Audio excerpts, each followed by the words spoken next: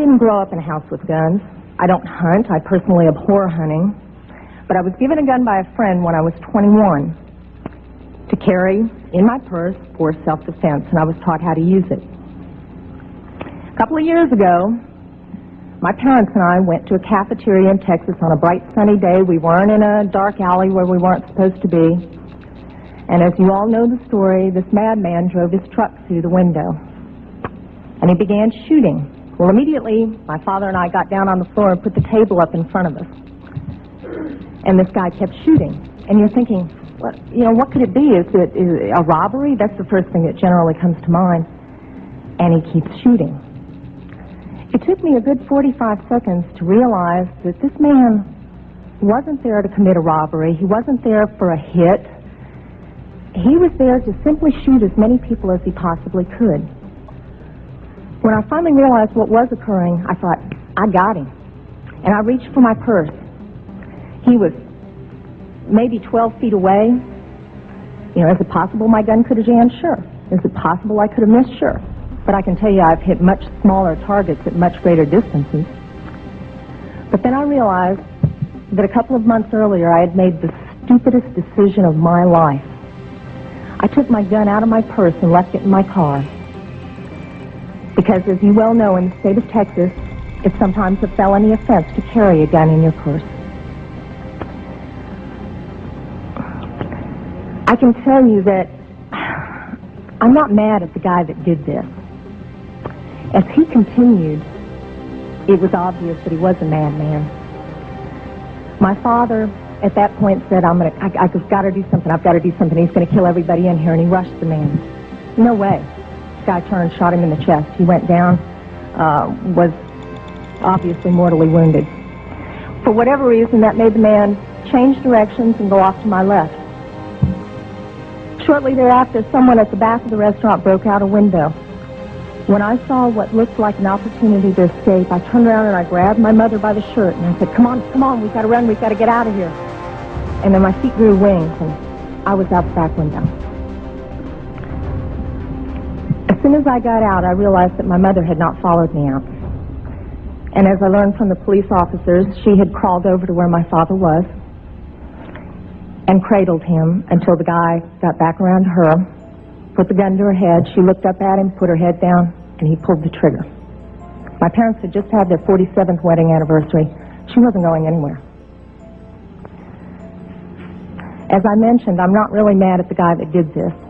And I'm certainly not mad at the guns that did this. They didn't walk in there by themselves and pull their own triggers. The guy that did it was a lunatic. That's like being mad at a rabid dog. I'm mad at my legislators for legislating me out of the right to protect myself and my family. I would much rather be sitting in jail with a felony offense on my head and have my parents alive. Why is it that they think it's okay to create laws that prevent law-abiding citizens from carrying firearms in certain locations when it's already been demonstrated and proven a number of times that people who don't obey the law and are hell-bent on violating the law or creating damage or shooting a lot of people aren't going to obey the law in the first place? Is you're making people who decide to do the right thing and obey the law, and you're turning them into victims. That's dangerous. It's naive and it's stupid. Gun-free zones don't work. If you're not going to effectively put up preventative measures such as metal detectors or have cops at every entrance, gun-free zones don't do anything but make victims of the people who abide by its laws. Plain and simple. Whether you're against guns or for guns, the concept of a gun-free zone, it just boggles my mind, especially considering the consistency by which we're getting these mass shootings. They don't work. Gun-free zones don't work, and they're dangerous. These shooters are losers. They're not Marines. Mass shooters don't want a challenge. That's why they go to gun-free zones. That's why they kill themselves when a police show up. Why not shoot up a gun shop? There are tons of people there. Why not a police station?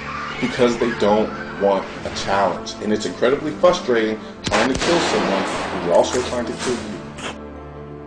and it's always loaded, and you know. It doesn't get any more real than this. A 9mm handgun owned by 39-year-old Nabil Fawzi of Ypsilanti, used to stop a holdup at this Comerica Bank on Michigan Avenue in Canton. The robber, no match against Nabil's gun and his tough words. You told him what? You're not gonna rob this bank today.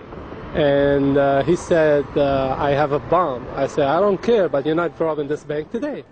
And Kathy, was just after 7 o'clock last night inside this Aldi store here at 76th and Villard. At least one of the men stormed in there waving a shotgun despite the presence of 2 unarmed security guards. Still, the 2 couldn't have counted on a customer legally carrying a concealed handgun who opened fire on them. Milwaukee police responded to the report of an armed robbery and shooting inside Aldi at 76th and Villard, only it turned out the shooter wasn't one of the robbers.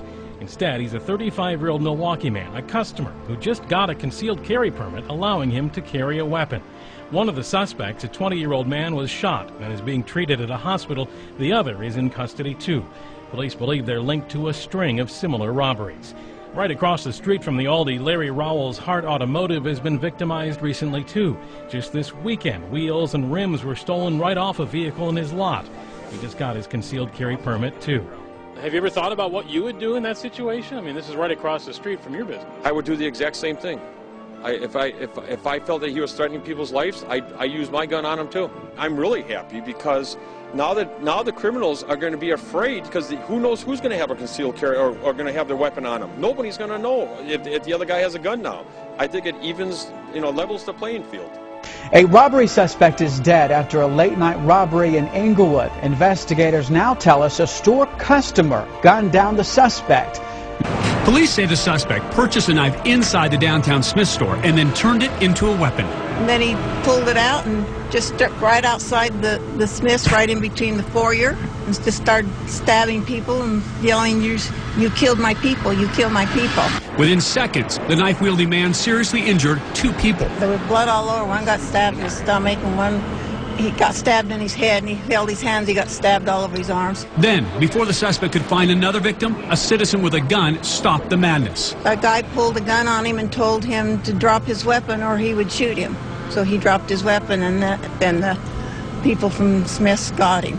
And officers had high praise for the gun-carrying man who ended the hysteria. This was a really volatile situation that could have gotten even worse. I mean, we can only assume that, judging from what we saw, it could have gotten a lot worse. So he was definitely in the right place at the right time. Dozens of other shoppers who too could have become victims are also thankful and still in shock from the experience. Scary, actually. It's really scary. 5 minutes before I walk out to my car, and it could have been me.